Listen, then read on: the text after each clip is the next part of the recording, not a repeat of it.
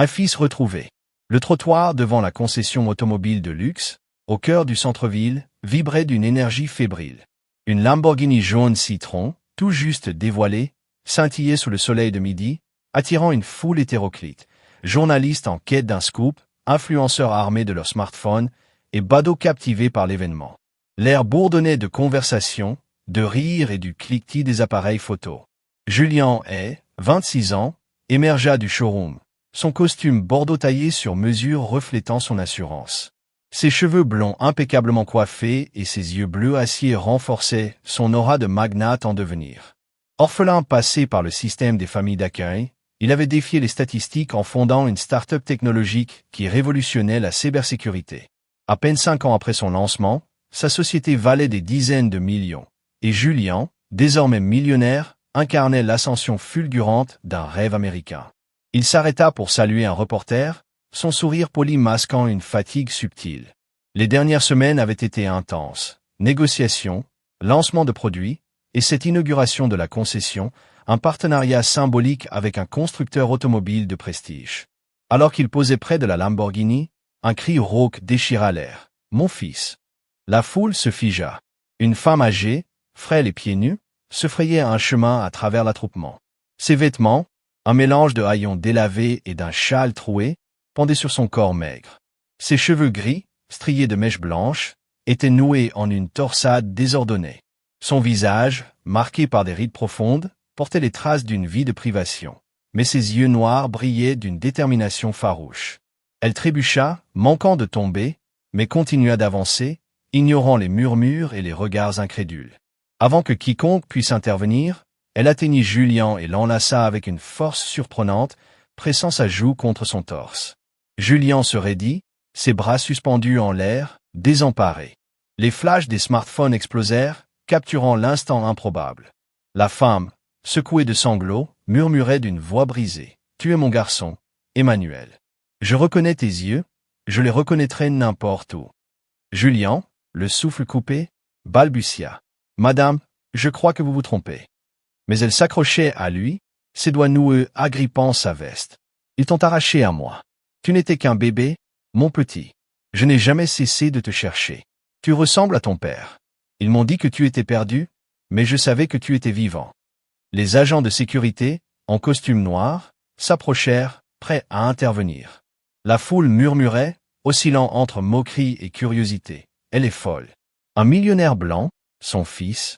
Impossible. » Mais Julien, le visage pâle, leva une main pour arrêter les gardes. Quelque chose dans la voix de la femme, dans son désespoir brut, le troublait profondément. Il baissa les yeux vers elle, cherchant à comprendre. « Comment vous appelez-vous » demanda-t-il doucement. Elle renifla, s'essuyant le nez avec sa manche. « Clara. Clara Matthews. Et toi, tu es Emmanuel.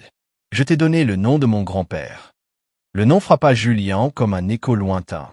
Il avait toujours su qu'il était adopté. À 6 ans, ses parents adoptifs, un couple aisé mais distant de la banlieue de Chicago, lui avaient expliqué qu'il avait été placé en foyer à l'âge de 2 ans. Les dossiers étaient scellés, ses origines effacées. Parents inaptes ou décédés, disait le rapport. Pas de photo, pas de nom, juste un vide qu'il avait appris à ignorer. Mais cette femme, Clara, semblait combler ce vide avec une certitude déconcertante. Les organisateurs de l'événement, nerveux, tentèrent de disperser la foule. Julien, encore sous le choc, guida Clara à l'écart, près d'un banc sous un arbre rachitique. Elle s'assit, serrant ses mains tremblantes. « Ils t'ont pris à cause d'une mauvaise semaine, » murmura-t-elle. « J'avais plus d'argent pour le lait. J'ai laissé mon bébé 2 heures chez une voisine, et quelqu'un a appelé les services sociaux. Ils ont dit que j'étais inapte. » Ses yeux s'embuèrent. « J'ai tout perdu ce jour-là. » Julien ne parla pas. Son esprit tourbillonnait. Cette nuit-là, dans son pantoufle surplombant la ville, il ne trouva pas le sommeil. Les paroles de Clara tournaient en boucle dans sa tête. Son étreinte, son odeur de linge usé mêlée de sueur, son regard implorant. Et ce nom, Emmanuel. Il ouvrit son ordinateur et chercha son nom sur Internet. Quelques articles mentionnaient une Clara Matthews, une femme sans-abri connue des commerçants du quartier pour sa douceur et son insistance à distribuer des fleurs ramassées dans les parcs. Rien d'autre. Mais Julien ne pouvait ignorer la sensation qui le rongeait. Et si elle disait la vérité? Le lendemain matin, il retourna à la concession. Clara était là, adossée au mur de briques, ses maigres possessions entassées dans un sac plastique. Sur ses genoux reposaient une photo froissée et un médaillon terni, cassé en deux. En le voyant, elle se redressa, ses yeux s'illuminant d'un mélange d'espoir et de crainte. « Tu es revenu » murmura-t-elle. Julien s'assit à côté d'elle, ignorant les regards des passants. « Je veux comprendre. » Clara lui tendit la photo. L'image, presque effacée par le temps, montrait une jeune femme à la peau foncée, souriante, tenant un nourrisson emmailloté dans une couverture bleue. « C'était toi, » dit-elle, sa voix tremblante. « La dernière fois que je t'ai tenu, à l'hôpital. Tu avais 3 jours. » Elle caressa la photo du bout des doigts. « Ton père, James, était blanc, blond, comme toi.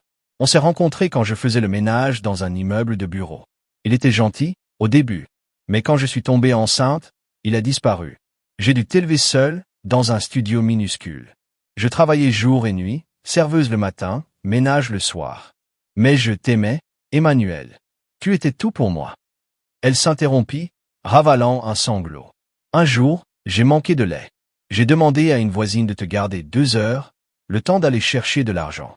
Quelqu'un a appelé les services sociaux. Ils sont venus, t'ont pris, et m'ont dit que je n'étais pas une bonne mère. J'ai supplié, je me suis battue au tribunal, mais sans avocat, sans argent. Ils ont gagné.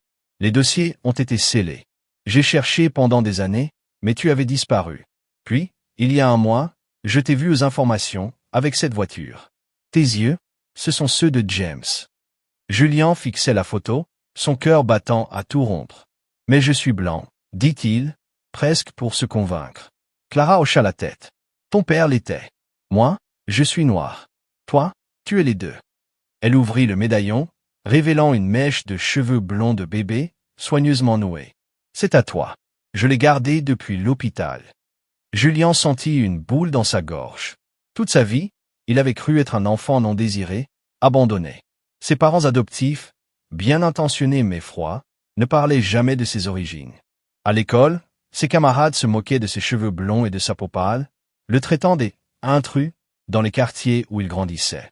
Il s'était construit seul, avec une détermination d'acier, mais ce vide intérieur ne l'avait jamais quitté. Et maintenant, cette femme, usée par la vie, affirmait être sa mère. « Voulez-vous faire un test ADN » demanda-t-il finalement. Clara acquiesça, ses yeux brillants. « Je ne veux ni argent ni gloire. Juste savoir si tu es mon Emmanuel. » Julien organisa le test dans un laboratoire privé, insistant sur un traitement accéléré. 2 jours plus tard, il entra dans une salle de consultation stérile, les mains moites. Sur la table reposaient 2 flacons, son échantillon et celui de Clara. Le généticien, un homme au visage impassible, lui tendit une feuille. Julien parcourut les lignes, son regard s'arrêtant sur le verdict. Probabilité de filiation, 99,9%. Son souffle se coupa. Le monde sembla vaciller. Clara, la femme que tous ignoraient, moquaient, rejetaient, était sa mère biologique. Cet après-midi-là, il la retrouva devant la concession, assise sur une couverture usée, comptant quelques pièces dans sa paume. Un gobelet en carton à ses côtés contenait une poignée de monnaie. Lorsqu'il s'agenouilla près d'elle, elle sursauta, ses yeux cherchant les siens. Julien lui tendit le papier plié. « Je sais maintenant. Vous êtes ma mère. » Les larmes de Clara jaillirent instantanément. « Et je suis ton fils » murmura-t-il. Elle porta ses mains à sa bouche, le papier tremblant entre ses doigts. Sans un mot, elle tendit les bras, et Julien l'enlaça, sentant pour la première fois une chaleur qu'il n'avait jamais connue. La nouvelle explosa en quelques heures. Les photos de Julien et Clara, main dans la main, inondèrent les réseaux sociaux. Les tabloïds s'en emparèrent, certains criant au scandale, d'autres au coup de pub. Le millionnaire et la mendiante, une fable moderne, titra un site à sensation. Mais Julien contre-attaqua en publiant les résultats ADN sur son compte X, accompagné d'une légende cinglante. « Voici ma mère, Clara Matthews. Elle ne m'a pas abandonné. Le système l'a brisée. » Julien ne s'arrêta pas là. Il installa Clara dans son Penthouse, un appartement de verre et d'acier avec vue sur la skyline.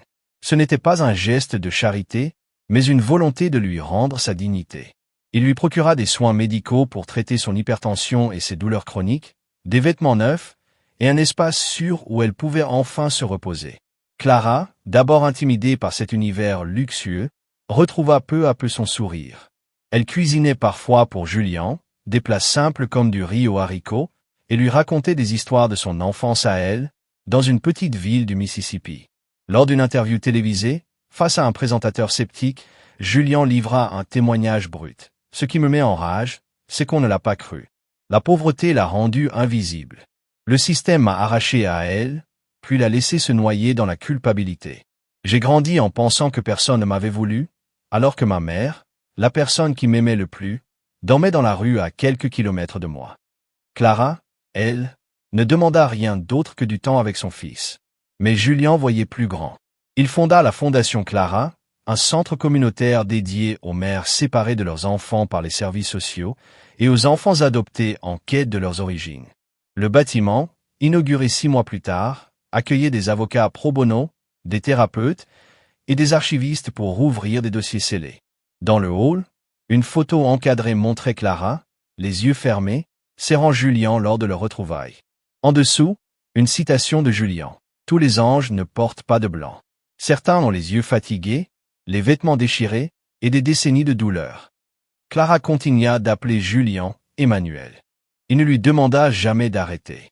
Ce nom, qu'il avait ignoré toute sa vie, devint un pont vers un passé qu'il apprenait à embrasser. Il n'était plus seulement Julian le prodige de la tech. Il était Emmanuel, le fils d'une femme qui avait tout perdu, mais jamais l'espoir de le retrouver. Si vous avez aimé cette histoire, n'oubliez pas de mettre un j'aime et de vous abonner pour découvrir d'autres histoires émouvantes, dramatiques et inattendues. Dites-le nous dans les commentaires. D'où vous nous regardez? Nous adorons avoir de vos nouvelles.